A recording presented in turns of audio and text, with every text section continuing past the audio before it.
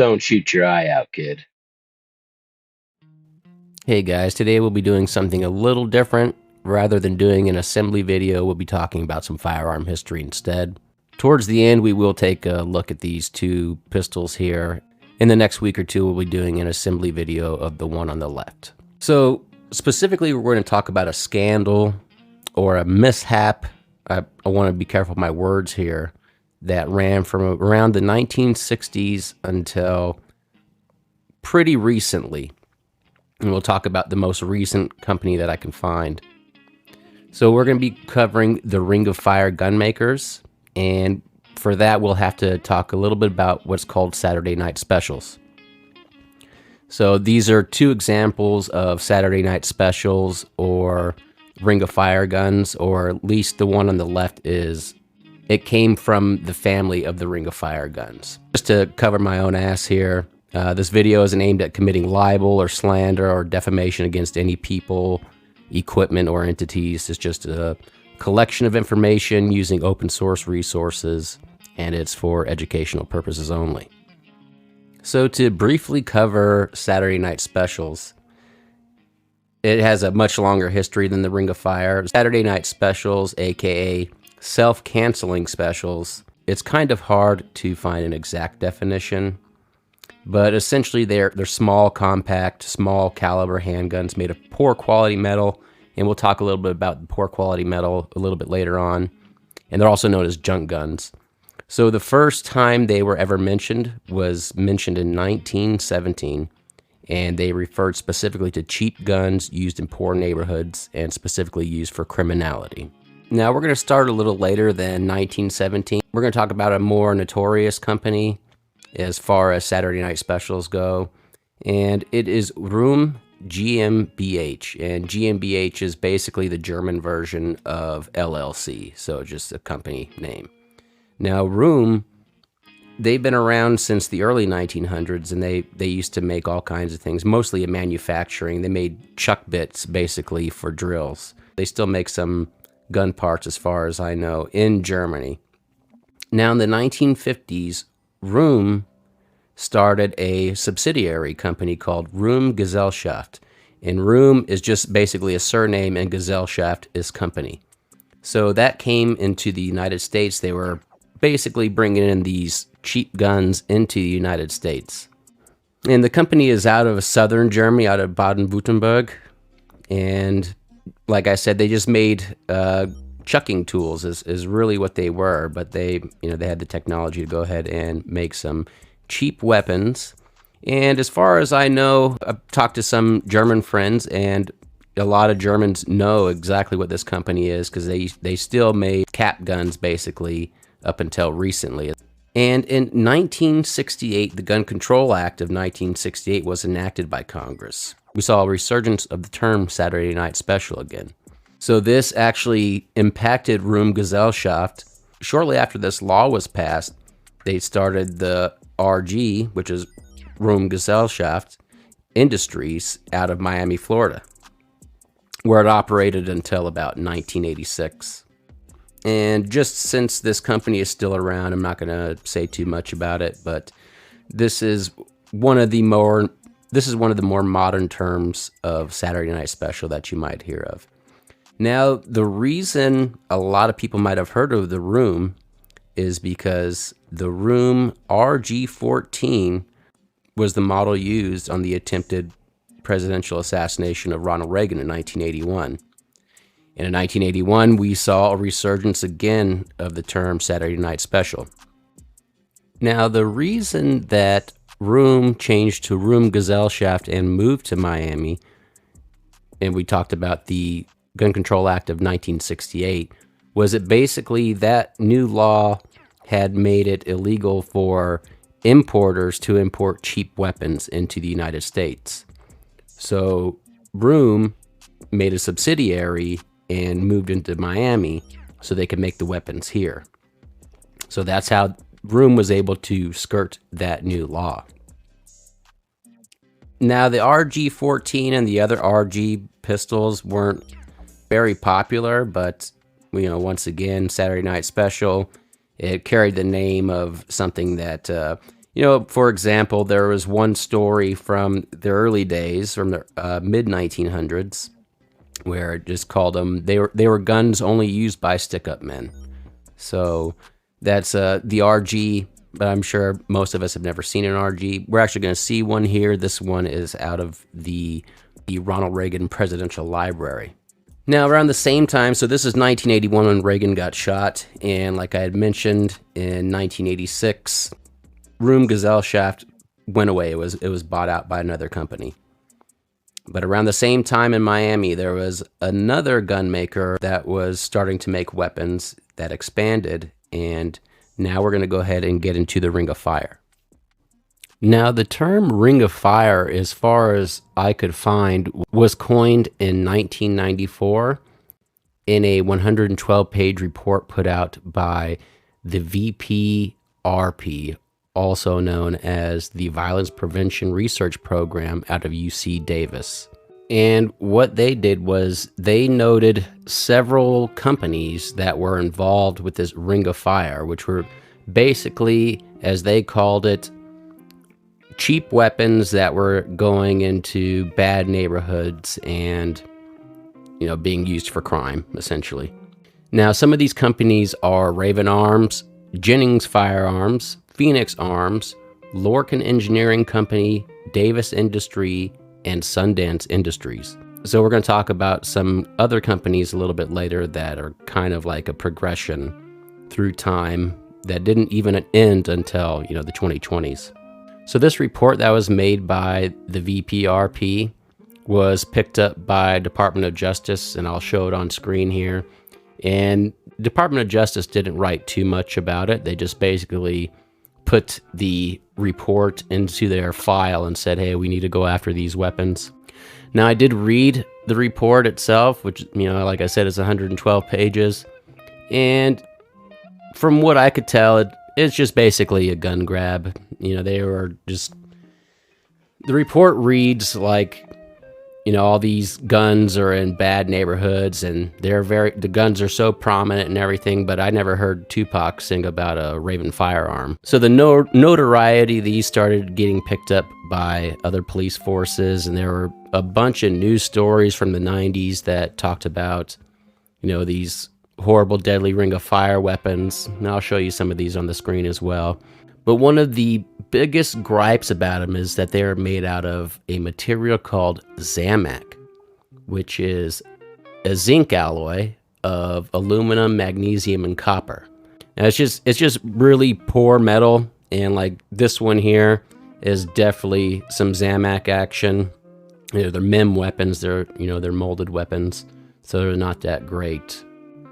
But what the VPRP did was they did uncover something. They uncovered that a lot of these companies were related, and a lot of the owners were related. For example, the Jennings son and father, who we will talk a little bit about later. Now, the father and son, it seems they were shuffling businesses. So if one got shut down, they would go ahead and open up another business or put in a friend's name. And, you know, like I said, this started happening in the 60s. And like I had mentioned earlier, the last company I had seen that were producing these are actually up until recently. I'll show you one here a little bit later on where their webpage just finally went down in July 2024. So they've been around for a while, these same cheap weapons. For example, this one on the left is an exact replica of one of the earlier weapons here. But as far as the report went, and, you know, the report from Department of Justice, the report from UC Davis, and all these news stories that were coming out, some California cities actually started banning some of these weapons from within their cities. For example, the Bryco arms. This here on the right is a Jennings Nine, which is from Bryco, and we'll talk a little bit about that one when we get to it. And just basically, they're just called junk guns, and they're so bad, and, you know, they're being used to kill people. And without talking too much about how bad they could be to the person actually using them. For example, this Bryco is non-operational. I took the firing pin out because it has a recall on it. This firearm actually has a recall on it. And the one on the left there, which is actually, this is a Cobra. It's a direct model of a Lorcin. So they were using the same things. And this one is operational, but we'll go ahead and we'll go ahead and clear it. And like I mentioned, we'll go ahead and do some spring changes and stuff. We'll work on it in a week or so.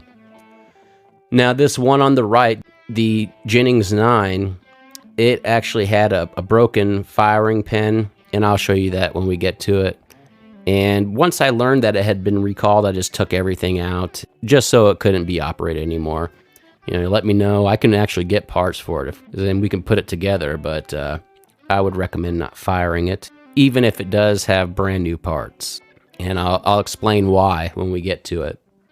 Now we're going to go ahead and start off with Raven Arms, because it's called the original Ring of Fire company, and it was started in 1970 by George Jennings, and he was getting parts from RG, Rom Gesellschaft, and he was putting weapons together.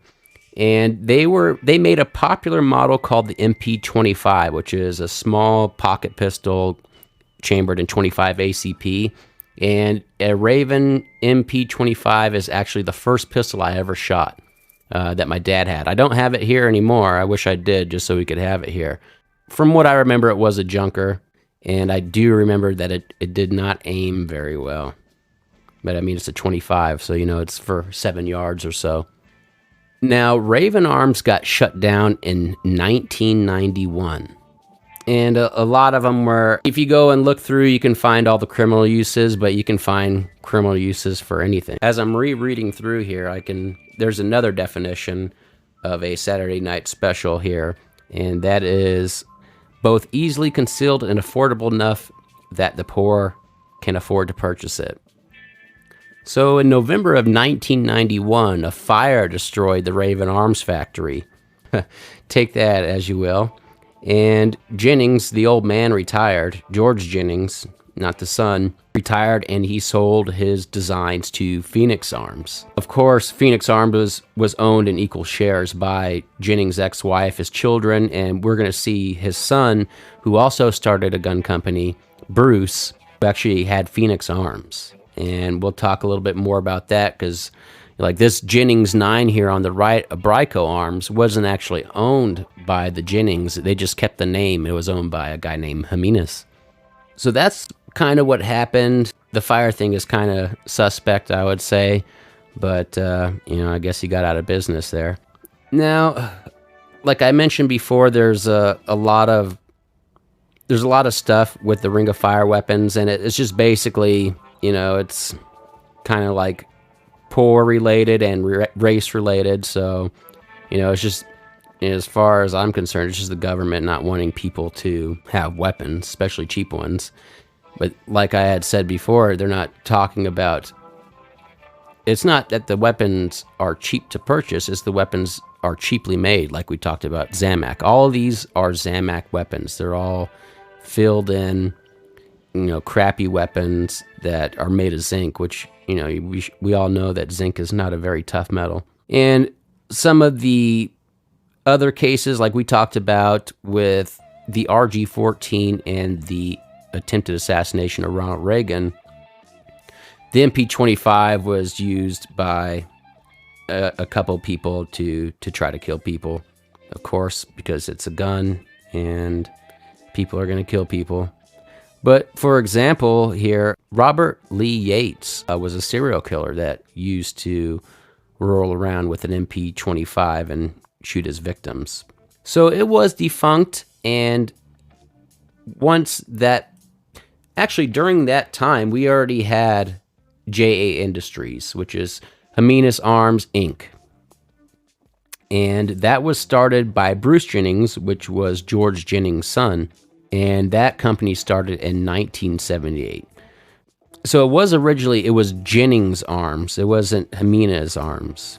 So that's something, it was basically bought out by Jiminez. Paul Jiminez is his name. And some of you might have seen or heard of Jiminez weapons. And this is the exact same people here. And when Jiminez bought it, he renamed it to Bryco. So we have the Bryco Jennings Nine here on the right. So he kept the Jennings name with the JA Industries. And JA Industries is still operational as far as I know. Now, Jiminez Arms specifically came after Bryco, because Bryco filed for bankruptcy in 2003, and Paul Jiminez established JA Jiminez Arms in 2004, and that's what I'm talking about. He kept the Jennings name on his weapons. When George Jennings retired, he sold all of his designs to Phoenix, and as I had also mentioned, Phoenix was founded and owned by Jennings' ex-wife and his son and grandchildren as well. So the Phoenix Arms, as far as I know, they are still in business. I can't tell if they're out of business or not. But they also made something very similar to the MP25. They made an HP22 and they made an HP25. So the HP25 is pretty similar. And like I had talked about with the Lorcin, which we're going to get into next, Lorcin is basically the grandfather of this Cobra 380 here. And after going to the website, Phoenix Arms, it is still operational. They still have weapons for sale. So they're actually not out of Phoenix or Arizona at all. They're out of Ontario, California. If you guys have gone to NTC, then you probably flew into Ontario once before. Flew out of it too. Now, in 1989, we got the Lorcin Engineering Company, which was a weapons company. And it was started by James Waldorf, who also happened to be the high school friend of Bruce Jennings. So you can see that there's a pattern of the Jennings family and, you know, again, using cheap weapons made of Zamac, as, you know, the Lorcin weapons are made of Zamac as well. Now, Lorcin filed for bankruptcy in 1997, and it closed down in 1998 with, you know, a whole bunch of other lawsuits that hadn't been cleared yet either. And in 1999, Waldorf established a new company called Standard Arms out of Reno, Nevada. Now, Standard Arms is gone. And Lorcin, like I had mentioned before, the pistol on the left there, the Cobra, the pink one, is almost an exact replica of the Lorcin 380. So you can see that these weapons are basically, all these companies are related, and the weapons are just getting, you know, one company goes bankrupt and then they get moved into another company or bought out by another company that are related to or know someone from the Jennings family. Now, another related company was Davis Industries. It was founded in 1982 by a man named Jim Davis, and it became defunct in 1999 because it went bankrupt. But Jim Davis was the office manager at Raven Arms, and he also happened to be the son-in-law of George Jennings. So again, you can see that these are, you know, that these weapons are just being passed around, and, you know, we can't really say, you know, I don't have the information on, you know, if it was just purchased by Jim Davis in name only. So we can't actually tell if that is the case, but, you know, assume what you want in this matter. And of course, you know, Davis Industries was another weapon made of Zamac. Now, after Davis came Cobra Firearms, or Cobra Enterprises of Utah, Inc. Now, it's hard to find anyone who is actually the owner or founder of this company and exactly when it was founded, but it is believed that Cobra is a reincarnation of Raven Arms and Davis Industries. We just don't know who owns it. And they were molded, again, out of Zamac. So a lot of people are, especially since you can see here, we have the Cobra CA-380, which is our pink gun, and then we have the Lorcin L380. And you can tell that these weapons are almost identical. And we'll see that further when we go ahead and do the assembly and disassembly of this weapon. Now, Cobra Firearms went out of business in February of 2020. They went bankrupt because they had so many lawsuits against them. You know, these Saturday night specials or self-canceling specials, someone almost self-canceled themselves by having one of their Derringers in their pocket. Now, this isn't the end here. After Cobra Firearms, we got Behrman Industries, and they specifically made Derringers. They actually bought the production, or they took over the production of the Cobra Derringers. You can actually go ahead and search for some Behrman Industries Derringers, and I have found some online, but they're not for sale. They're all out of stock. Now, if you go to the Behrman webpage, it is gone. There's no more Behrman. I'll pop it up on the screen here. I had to go use the Wayback Machine, and you can see that it was taken over by Old West Firearms, and that leads us until July 2024, so this year. Now, Old West Firearms, their website doesn't work either. So you can see that there's just been a progression since the 1970s up until today of this Ring of Fire weapon scandal. I'm not sure if it's technically a scandal. I guess it would be by definition, but I'm just trying to be careful with how I say things because I might, they might want to recover some of their bankruptcy stuff. Now, we've covered most of the companies. There are some other companies as well. There are AMT, which is Arcadia Machine and Tools, which was another company. There is also Sundance Industries. So there are some companies that are, most of them are out of business now. For example, Sundance Industries went out of business in 2002, but they're all closely related. They're all using the Zamac. They are all related to the Jennings. Stephen Jennings was the nephew of George Jennings, and Stephen Jennings is the one who founded Sundance Industries. So again, like I said, we're seeing these people over and over again. So are we going to see a resurgence of these weapons here is a good question, because as far as I know, many of these people are still around. They probably don't have much money left, but you can get enough people together to start your own little gun company of a bunch of parts you got to put together. So that'll be interesting to see if any of these new weapons from these old companies come back out again. Okay, so we talked about most of the companies that are within the Ring of Fire. Now, just a couple notes. I had reached out to one of my former instructors who's a retired Marine, and he's also a gunsmith. I asked him if he knew anything about any of these weapons, and of course he did. He has owned a HP 22 from Phoenix Arms, and he said it had some feeding issues, but after some polishing work, he said it shot fine. And he also had a Raven 25 before, and he says that he likes it. Now with Jiminez, he says that it's not even worth filling out the paperwork to get one, and he's never seen one shoot a full magazine without some kind of stoppage. Now for Jennings, the Bryco, the Jennings 9 here on the right, he says that they are known for accidentally going full auto. So he says he's had one do that, and it might shoot one and then three, or it might dump the entire magazine randomly. And as I had mentioned before, I didn't want to go ahead and fix this Jennings 9 here just because it's probably too dangerous to be shooting.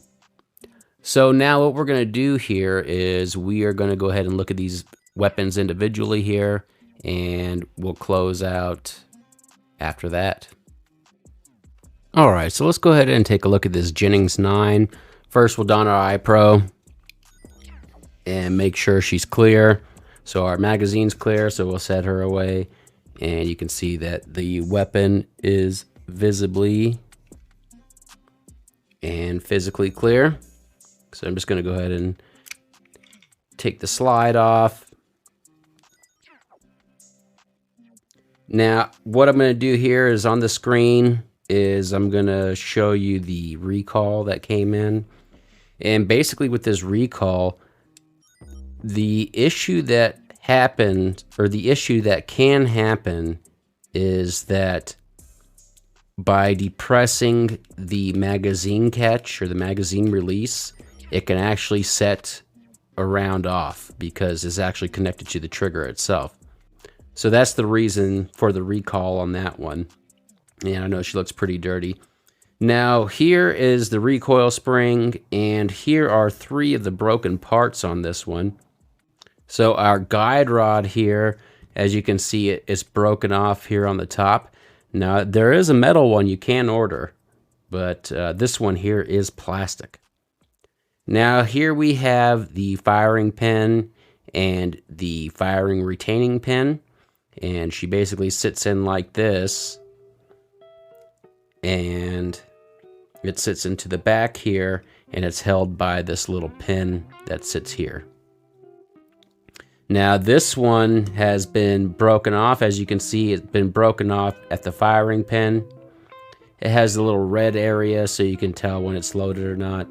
Now here on the back of the firing retaining pin, you can see where it's been shorn off quite a bit. So these parts would need to be replaced if it were to be put together. Now I can get the parts to put this together. I'd rather not, but let me know if you want to see it. I'm not going to shoot it. You can come shoot it if that's what you want, I guess. Now what we're going to do is go ahead and we'll look at the Cobra, and that is the pistol we'll be doing next week. All right, now let's go ahead and look at the Cobra here. So make sure she's clear. As you can see, the magazine's clear. And you can see that the chamber's clear. Now there is no slide lock on this pistol here, which is, you know, a red flag to me. You can see she is visibly and physically clear. Okay, no magazine. Now let's just do a quick little field strip of it.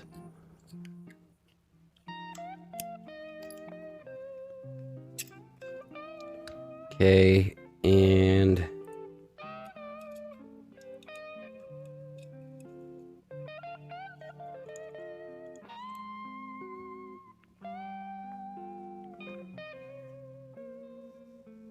okay, so here's a quick little field strip of it. Our recoil spring here, the firing pin spring, the retainer, and the firing pin.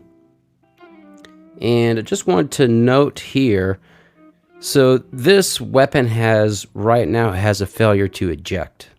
So what we did is we got some new parts. We're going to give it a really good cleaning and see if we can mitigate that. So some of the parts we got were, we got a new recoil spring, and we also got a new firing pin spring and a sear spring and a new magazine, because that might be the issue too. So those are the parts we're going to replace. Now here on the Lorcin, see, here is our Lorcin here, and you can see it's pretty similar to the same weapon. The only difference is the buffer here and the firing pin spring here. So it is kind of a little bit like the Jennings Nine, as you can see on the Jennings Nine here. On the Jennings Nine, the recoil spring actually goes into the pistol itself rather than on the barrel like this one does. So this one goes on the barrel here. And just a note here, as you can see, like these, as we talked about, these weapons are pretty similar. All these companies are pretty similar. You can look at like these, the cam is almost the exact same. The sear's pretty close. It's a blowback pistol. Here on the fire and safety here looks pretty similar, and the triggers definitely look similar. So this is the weapon we're working on next. And what we're going to do now is we'll go ahead and close this out. We'll do conclusion and references and cover any alibis that I forgot about, and then let's finish. All right, so today we talked about Saturday night specials, the Ring of Fire Gunmakers, and we looked at some of the Ring of Fire pistols. My final thoughts on the Ring of Fire report: though much of the report was accurate, it seemed more like a gun grab to me. The report was more interested in disarming people of certain demographics rather than talking about the defectiveness of these pistols themselves. So let me know your thoughts on the Ring of Fire. Let me know if I missed anything or got something incorrect. We can do a correction.